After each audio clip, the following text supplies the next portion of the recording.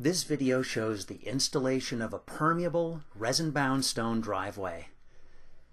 First, you create a porous base for the resin surfacing.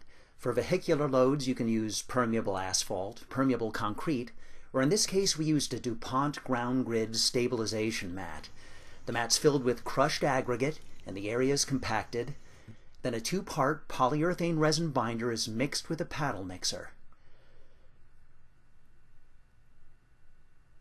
Decorative aggregate is combined with this resin into a mortar mixer.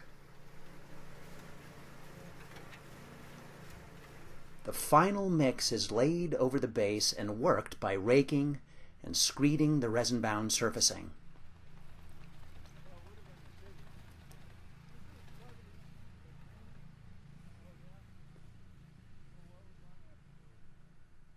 The surface is then hand troweled, and further compaction can be achieved with a mechanical trowel.